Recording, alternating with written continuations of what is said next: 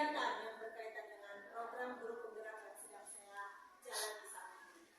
Saya setelah mengikuti kegiatan program guru penggerak selama 2 bulan kebelakang ini, kami harus melakukan beberapa kegiatan berupa aksi nyata untuk mengimplementasikan apa yang sudah kami pelajari dalam kegiatan pembelajaran kami selama ini. Dan semoga dengan mengimplementasikan pembelajaran kami ini bisa mengajak rekan-rekan guru sekalian untuk menjadi seorang guru yang mampu mendidik anak murid kita menjadi lebih baik sesuai dengan kemampuan dan kemauan mereka. Oke, terima kasih saya ucapkan, dan semoga kegiatan kita ini bisa berjalan dengan lancar.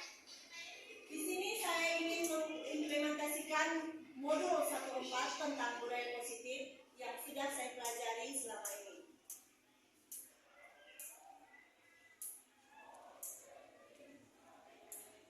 Apa itu budaya positif?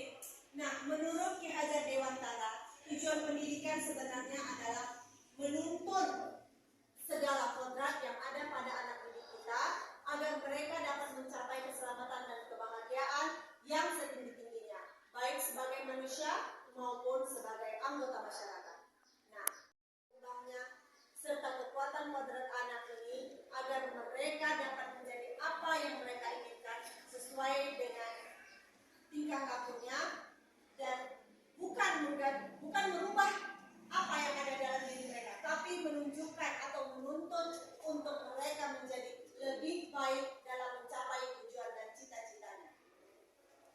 Menurut filosofi pendidikan yang diberikan oleh Ki Hajar Dewantara, guru itu sebenarnya bukan hanya mentransfer ilmu, tapi juga menuntun tingkah laku anak didik kita agar mereka tidak sampai salah langkah atau terjerumus dalam hal ketika mereka melakukan proses pembelajaran di sekolah.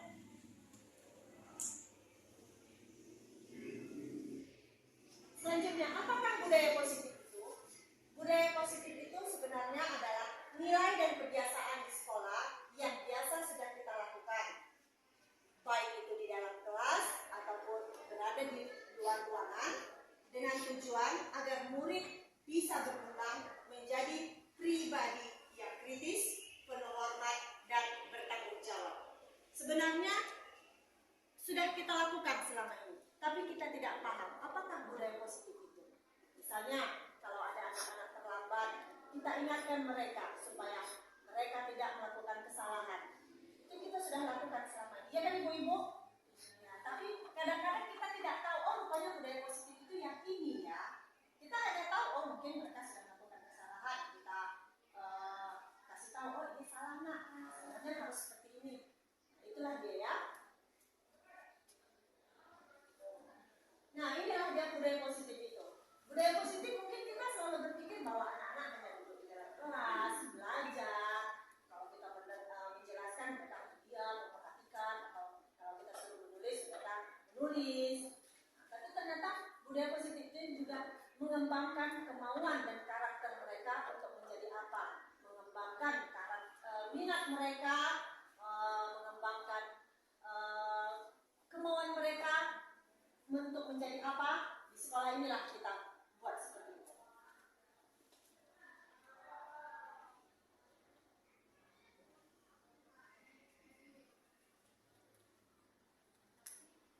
Nah, ini adalah konsep dari budaya positif.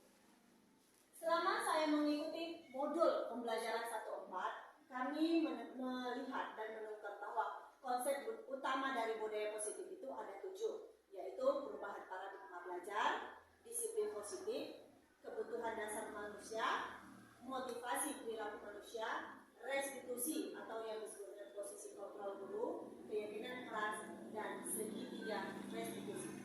Baiklah, kita akan membahas apa itu konsep-konsep utamanya yang dimulai dengan perubahan paradigma belajar. Oke, bisa kita lihat di sini di layar. Apa itu perubahan paradigma belajar? Yang pertama, perubahan paradigma belajar adalah membangun budaya positif di sekolah. Kemudian sekolah juga mampu menyediakan lingkungan yang positif, aman dan nyaman agar siswa mampu berpikir, bertindak, dan mencipta dengan merdeka atau bebas, mandiri, dan juga bertanggung jawab.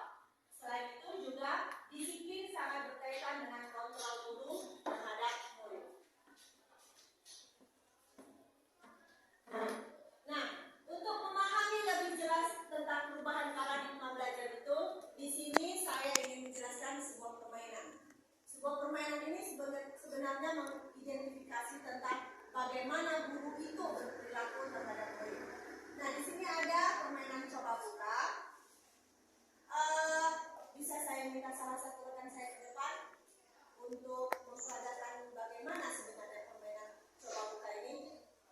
Oke, mungkin Bu Jepri bisa ke depan, Bu. Gak usah tegang-tegang kali. Walaupun saya di sini terlihat tegang, tapi kita tetap relax saja. Oke, Putri mungkin. Ya, ke depan aja kita, Bu. Coba ambil sesuatu yang berharga. Menurut Ibu, mungkin kita apapun itu, saya tidak melihatnya. Kemudian Ibu usahakan Ibu genggam dengan erat tanpa saya tahu itu apa. Oke, sudah ya Bu ya.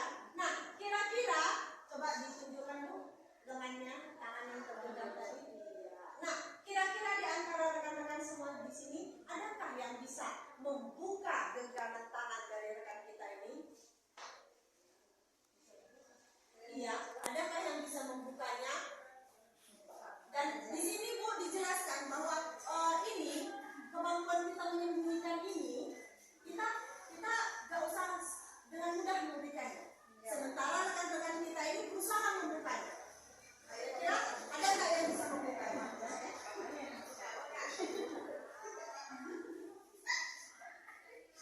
Oke, cukup sebentar saja memaksanya.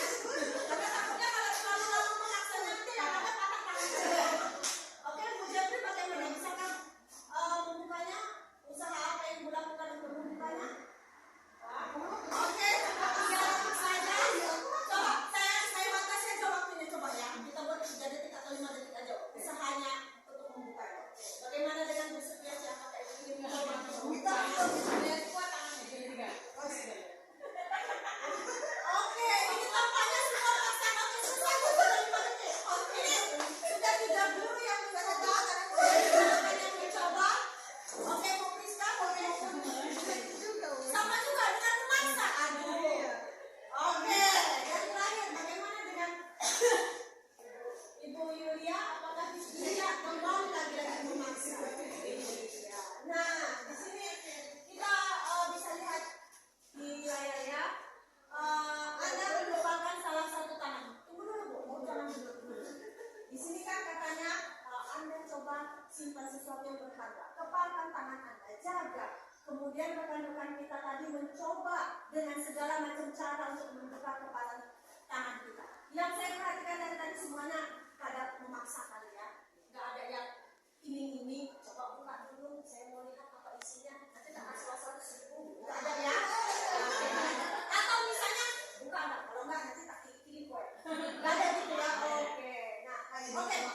Bisakah? Adakah dari kita yang bisa atau mampu membuka genggaman tangan Putri tadi? Tidak ada ya. Nah, oke, boleh Ibu kembali dulu Bu. Kita jelaskan sebenarnya apa yang dibuka dulu. Nah, apakah teman Anda berhasil tadi katanya? Ternyata tidak ada yang berhasil.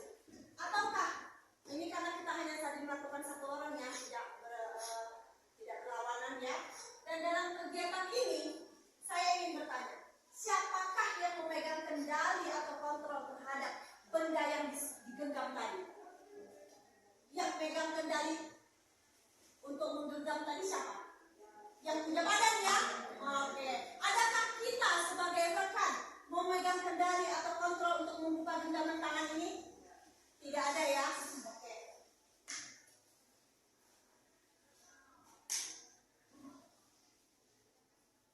Nah, ilusi yang kita lakukan tadi, itu Putri itu seandainya diperagakan dalam kelas itu, Putri itu adalah gurunya. Putri itu adalah siswanya. Iya benar. Agak lupa saya. Nah, sementara siapakah tadi yang berusaha membukanya itu? Itu semua adalah guru. Nah, jadi Ibu sebenarnya ini apa dalam bahasa kita sehari-hari? Iya. Kalau kita suruh anak kamu belajar membaca, ayo terjemahkan ini, ingat kali-kali ini. Untuk anak-anak, aku kan nggak senang itu. Atau kadang-kadang kita kasih iming-iming, bujuk-bujukan. Ayo belajar, nanti kalau nilainya 100, Ibu kasih cepat pulang. Ayo hafal kali-kalinya. Besok kalau nilainya kali-kalinya benar semua, nanti Ibu kasih permen. Seperti itu. Tapi kita jangan melakukan hal seperti itu. Kenapa? Mungkin karena kalau seandainya kita hanya mengiming-imingi yang ada dalam diri anak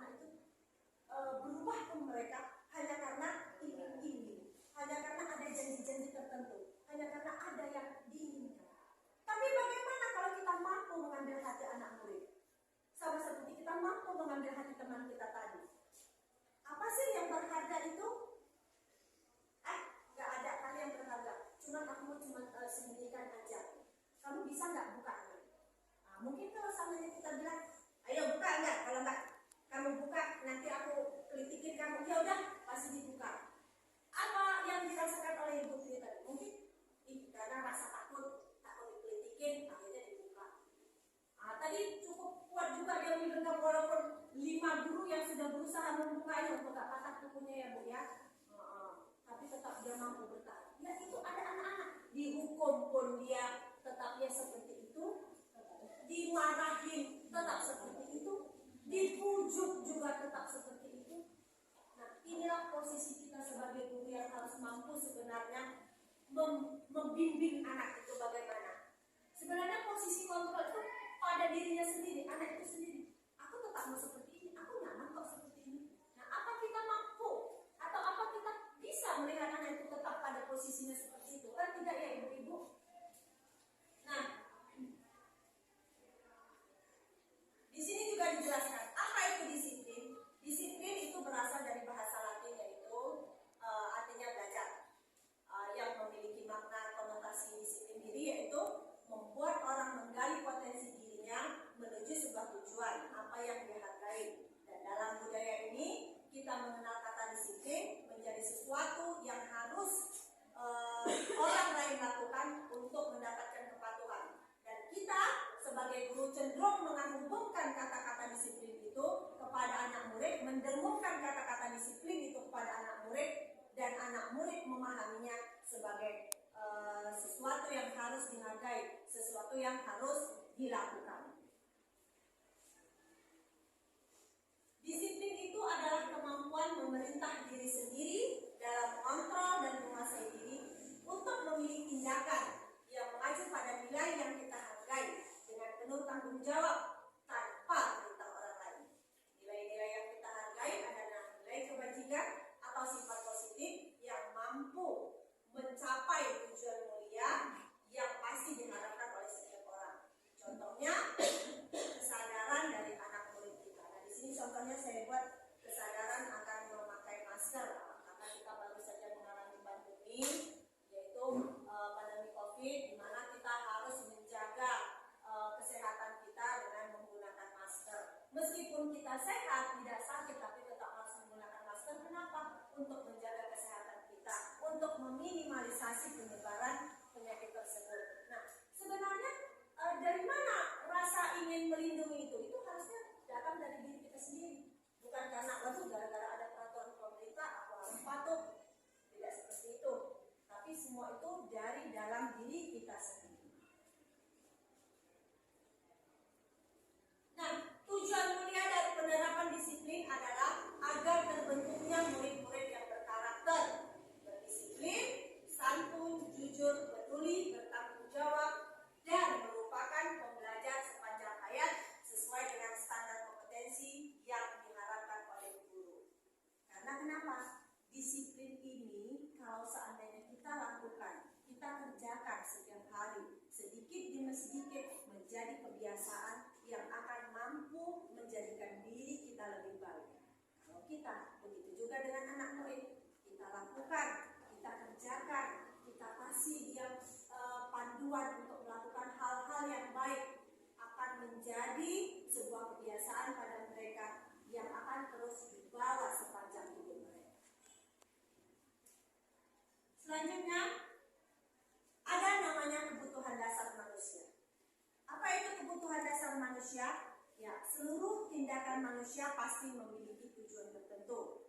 Salah satunya yaitu memenuhi kebutuhan dasarnya. Kebutuhan dasar setiap orang pasti berbeda, dan setiap orang memiliki gambaran yang berbeda pula akan kebutuhannya. Ketika kebutuhan dasar terpenuhi, maka murid-murid di sekitar kita akan mampu mengalami atau memiliki posisi yang positif. Tapi apabila murid kita tidak mampu atau tidak terpenuhi kebutuhan dasarnya, maka akan tercipta sisi negatif pada dirinya. Nah, apa itu ketidakmampuan murid dalam memenuhi kebutuhan dasarnya? Nah, di sini ada saya rangkumkan sedikit studi kasus mana di sini studi kasusnya adalah Ibu Sari merupakan wali kelas 7 di SMP Negeri Mambau, sedang bingung menghadapi salah satu muridnya di kelas yang bernama David.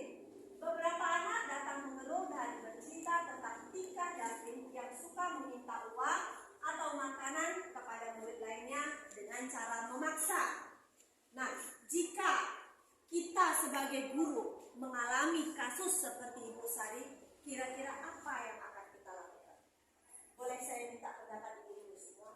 Misalnya kita menghadapi kasus bahwa ada salah satu murid kita yang ketahuan atau kedapatan sering melakukan kemaksaan untuk mendapatkan makanan atau uang dari teman-teman. Kira-kira apa yang akan kita lakukan? Ya, kita nasihatin. Oke, bagaimana dengan ibu dia? Kalau ada ketahuan muridnya, kalau kita bilang tukang palak gitu, mengambil anak tersebut dan menasihatinya. Ibu prosesnya, mungkin menasihatinya juga ya. Nah, kalau saya sebelum mempelajari tentang budaya positif ini, mungkin yang pertama saya lakukan pasti marah-marah dulu. Ternyata setelah saya belajar, wah nggak boleh kita marahi anak. Kadang-kadang kita tidak pernah mencari tahu lagi. Begitu kita dengar, Bu, David Bu sering minta uang saya, langsung kadang, hei sini kamu David, kenapa sih minta-minta di kawannya? Kadang seperti itu. Tak pernah kita, kalau saya dulu ya, mungkin saya tak akan tanya dia, kenapa minta-minta? Kenapa minta-minta di kawannya? Tapi kadang-kadang seperti itu. Nah, di sini yang perlu kita jelaskan adalah dalam konteks penerapan disiplin positif, yang pertama kita lakukan, sebaiknya kita mencari tahu dulu alasannya, kenapa dia melakukan itu. Karena untuk mencari tahu alasan itu, kita harus mengetahui dulu 5 kebutuhan dasar manusia.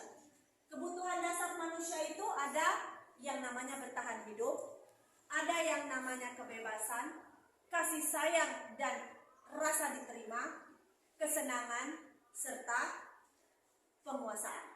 Nah, kalau misalnya kita sebagai guru mencari alasan kenapa David melakukan pemalakan, kenapa David minta-minta uang kawannya.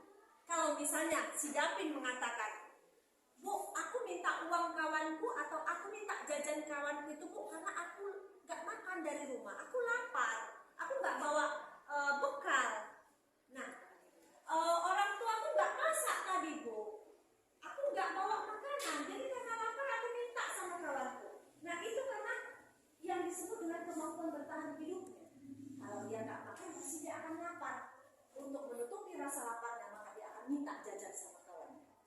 Kebutuhan dasarnya di sini adalah kebutuhan untuk bertahan hidup. Sementara kalau dia misalnya menjawab, David, kenapa kamu minta uang jajan kawanmu?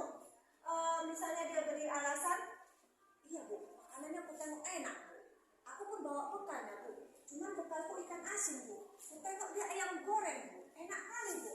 Itu kenapa? Karena adanya kebutuhan dasar yang ingin dicapainya adalah bebas.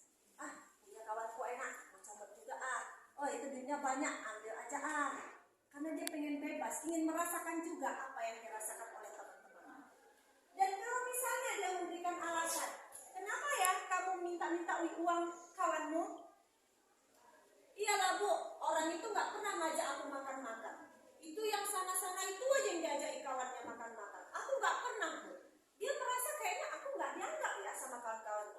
Coba kalau aku minta paksa. Dia seolah-olah menunjukkan aku ini ada loh boy, pengen juga lo makan, pengen juga lo diajak. Karena ada rasa ingin diterima, rasa ingin dianggap ada, maka dia melakukan hal-hal tersebut. Selain itu, apa lagi alasannya? Alasan lainnya ialah karena misalnya rasa, aku kan di sini badannya paling besar. Kamu kalau nggak ngasih makanan sama aku, awas kau ya, aku tunggu. Kamu di jajanmu minta dulu 2.000. Kau kalau nggak kau kasih asko nanti ya pulang sekolah. Karena kenapa? Ada yang namanya kebutuhan dasar penguasaan, berkuasa, hebat, kuat. Kan seperti itu Bu, karena dia merasa kuat, merasa hebat, jadi dia mau menunjukkan sama kamu, ini loh yang paling hebat. Nih, kalau bahasa kitanya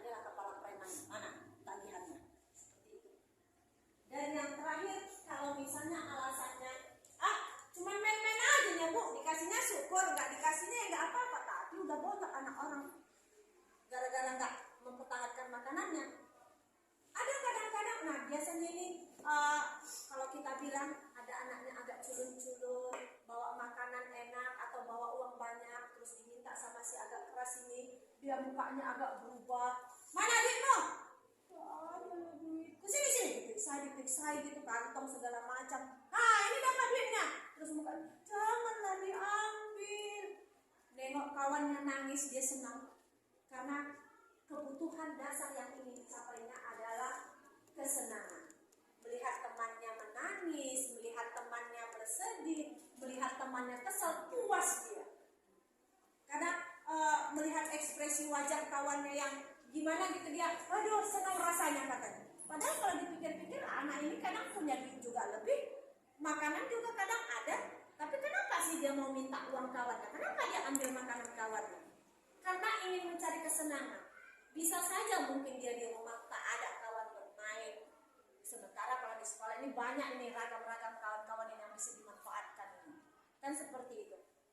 Nah, inilah 5 kebutuhan dasar manusia yang harus dipenuhi. Kalau kelima-limanya dipenuhi, insya Allah anak didik kita tidak akan ada lagi yang agak-agak gimana gitu kita lihat.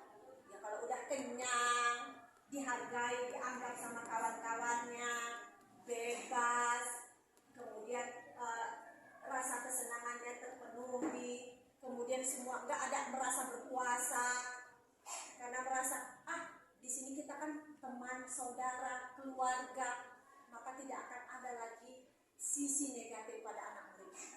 Tapi kenapa mereka melakukan hal-hal yang tidak kita senangi? Mengapa masih ada hal-hal negatif yang kita temukan? Karena salah satu dari kebutuhan dasarnya, kebutuhan dasar hidupnya tidak terpenuhi.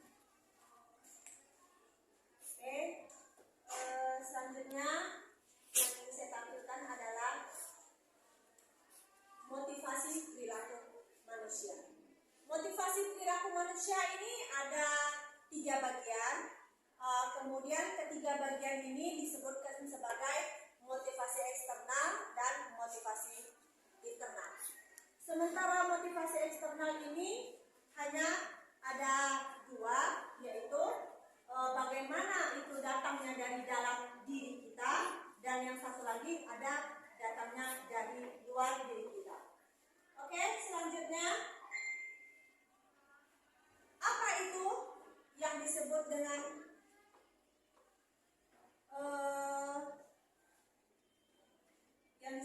motivasi perilaku ini tadi?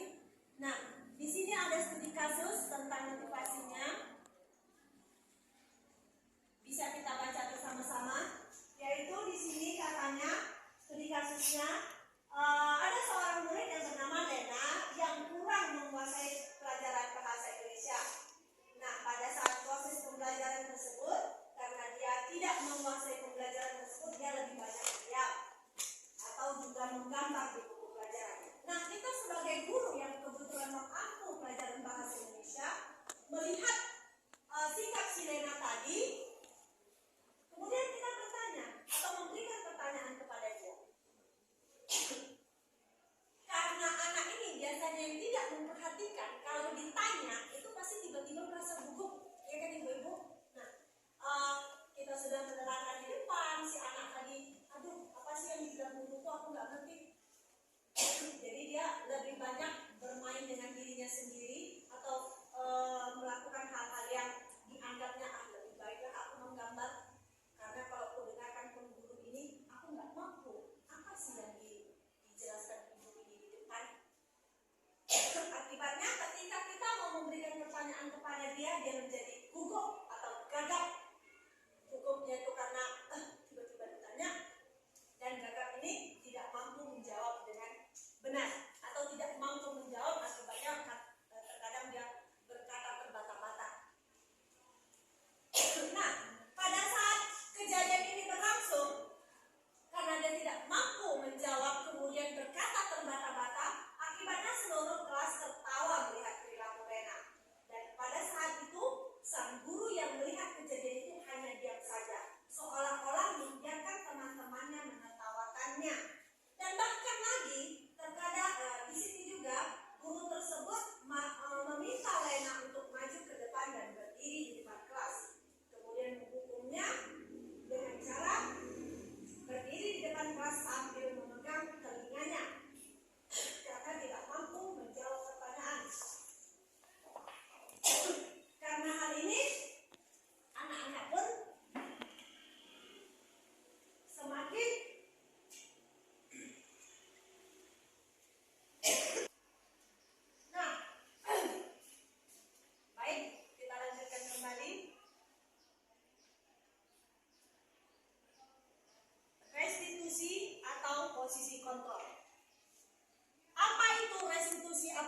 posisi kontrol. Nah, di sini saya akan memperlihatkan beberapa video.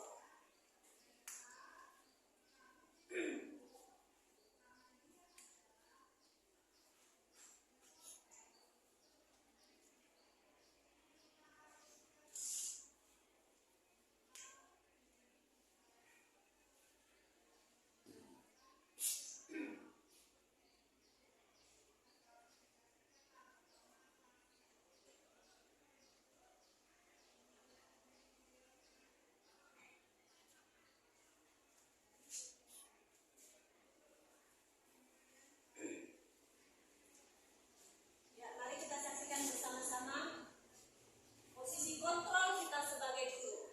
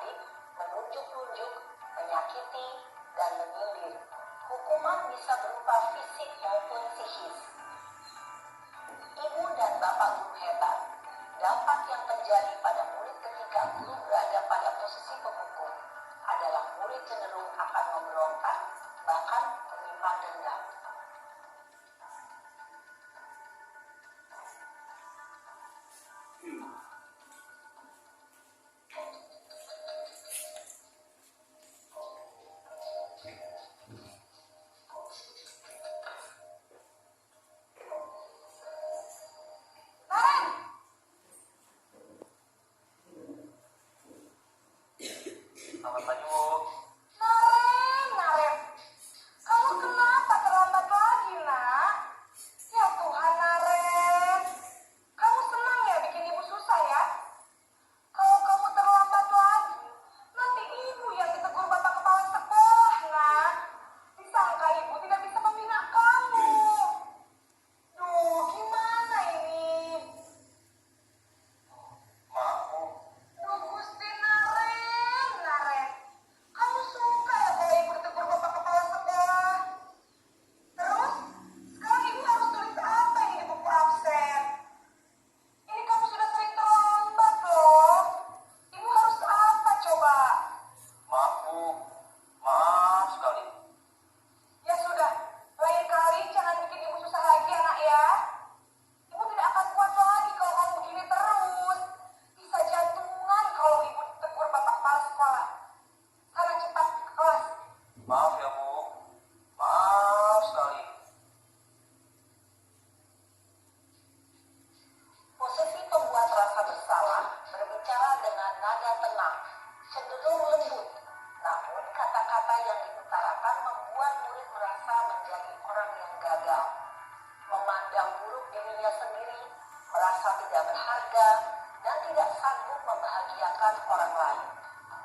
Ketika guru mengambil posisi pembuat rasa bersalah, murid akan menganggap dirinya yang bersalah dan ia akan menyimpan emosi negatif tersebut di dalam dirinya.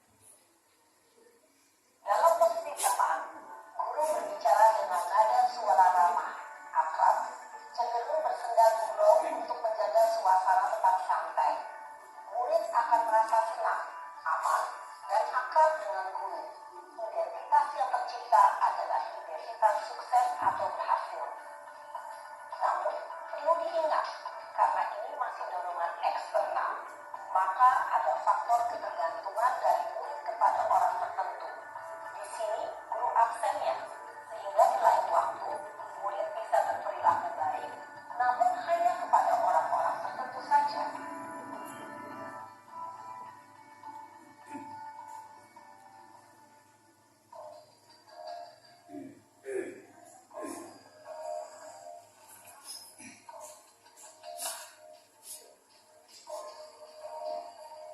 Naren,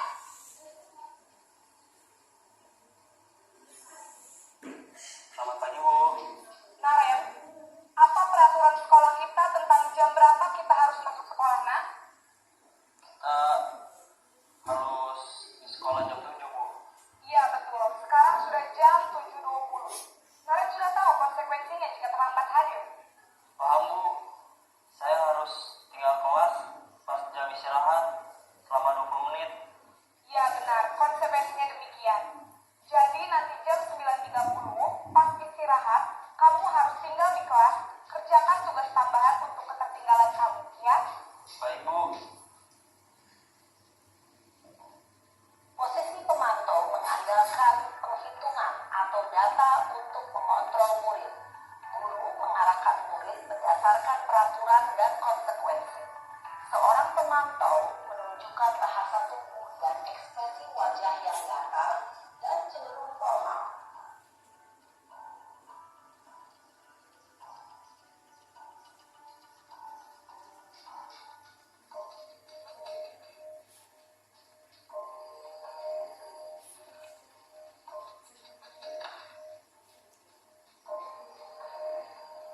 Naren!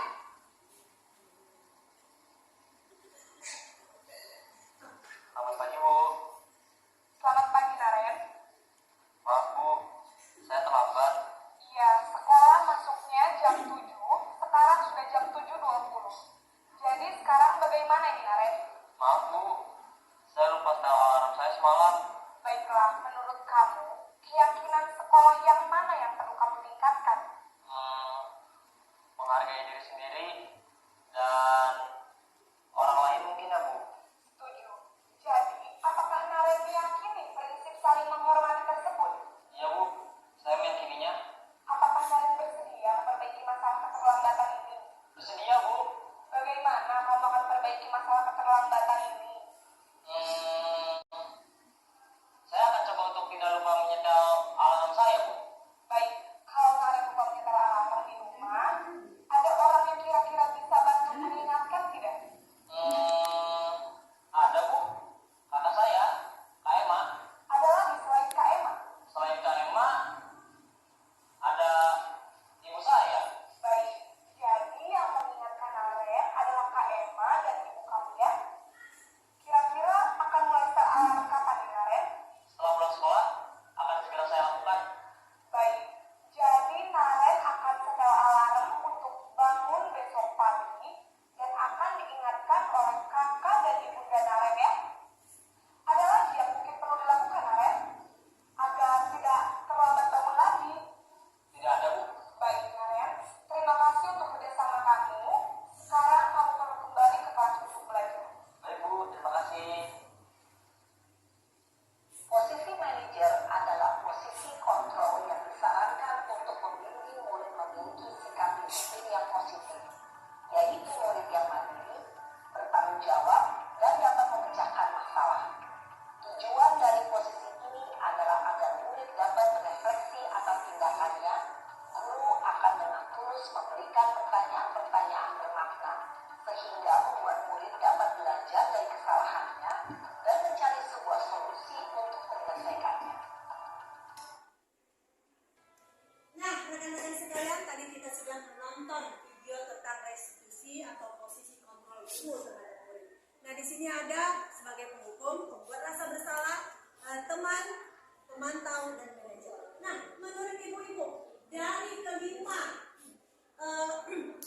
posisi kontrol guru, nah, berdasarkan video tadi, rekaman keberapakah yang menurut ibu-ibu tadi lebih menarik kita terapkan sebagai guru?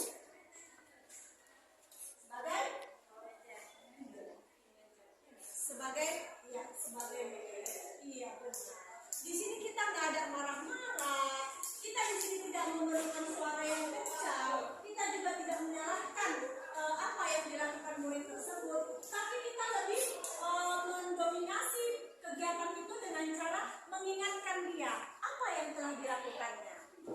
kemudian mengingatkan kesalahannya itu tadi sudah melanggar keyakinan apa, keyakinan kelas yang bagaimana, peraturan yang bagaimana. Kemudian kita juga di sini memberikan solusi kepada anak tersebut. Solusinya itu bukan dari kita memancing dia untuk menemukan solusinya sendiri. Misalnya, bagaimana tadi Naren? Kenapa bisa terlambat? Lupa setel alarm ibu. Nah, kalau lupa setel alarm, jadi bagaimana? Nanti minta bangunkan sama kakak atau sama ibu. Nah, kalau seandainya atau juga kita kasih panduan kepadanya. Seandainya kamu mau melakukan kebaikan-kebaikan, mau meninggalkan kesalahan-kesalahan, dengan cara apa? Tadi ada dia katakan dia mulai akan menyetel alarm mulai sekolah. Nah, di sini kita sedang menunjukkan bahwa kita di sini memandunya untuk menemukan kemauan dari dirinya untuk memposisikan, mengontrol dirinya menjadi lebih baik. Jadi kita nggak perlu marah-marah, nggak perlu membuat bersalah, kita juga nggak perlu melakukan hal-hal yang tidak menyenangkan bagi anak murid kita ya.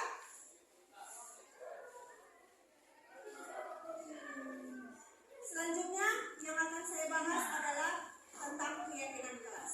Apa itu keyakinan kelas? Keyakinan kelas adalah nilai kebaikan atau prinsip yang disepakati bersama yang terlepas dari perbedaan agama, suku, dan negara serta bahasa, yang bertujuan untuk membuat seseorang lebih bersemangat menjalankan keyakinannya itu bukan karena sekedar peraturan, tapi karena ingin menjadi atau merubah dirinya menjadi lebih baik lagi.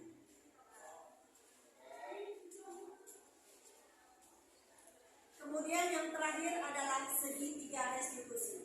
Segitiga restitusi itu adalah proses dialog yang dijalankan oleh guru atau orang tua agar dapat menghasilkan murid yang mandiri dan bertanggung jawab. Karena melalui proses restitusi tersebut mampu membantu murid untuk menjadi lebih memiliki tujuan, lebih disiplin, serta mampu memulihkan dirinya sendiri setelah berbuat salah. Juga mampu membantu murid untuk jujur kepada dirinya sendiri dan mampu melakukan evaluasinya serta memberikan penawaran untuk menjadi lebih baik, bukan memaksakan diri untuk menjadi mereka lebih baik.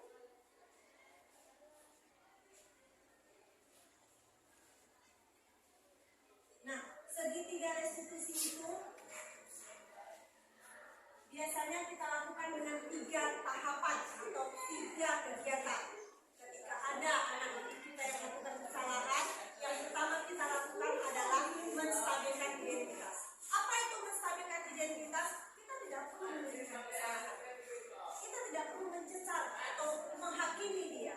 Cukup kita tanyakan saja, kenapa dia melakukan hal seperti itu. Setiap orang pasti pernah berbuat kesalahan, tapi kenapa dia melakukannya? Apa alasannya? Kita tidak perlu tuduh dia, tidak perlu menghukumnya langsung, tapi kita perlu mengingatkan bahwa yang dilakukannya itu adalah salah. Setelah melakukan tahapan menstabilkan identitas, kita juga melakukan namanya validasi tindakan. Validasi tindakan itu yaitu menerangkan atau meminta dia menjelaskan kenapa dia melakukan hal tersebut. Apa yang menjadi dasar dia melakukan hal tersebut. Dan setelah kita mampu memvalidasi tindakannya, maka kita harus menanyakan keyakinan kelas. Keyakinan yang diyakininya, apakah itu melanggar atau tidak. Karena kalau kita sudah mampu melakukan ketiga kegiatan tersebut, maka dipastikan anak didik kita mampu memahami apa yang dilakukannya itu salah atau benar. Nah, semoga dengan kemampuan dia memvalidasi, memahami dirinya bahwa oh yang aku lakukan ini salah, kemudian kita berikan masukan-masukan, setidaknya dia mampu menemukan apa solusi atas yang telah dilakukannya. Dan dengan menemukan solusinya tadi, dia mampu kembali ke lingkungannya, kembali ke teman-temannya dengan merubah dirinya dan tidak akan melakukan kesalahan itu lagi. Nah, inilah pemahaman dasar tentang budaya positif yang telah saya paparkan. Semoga dari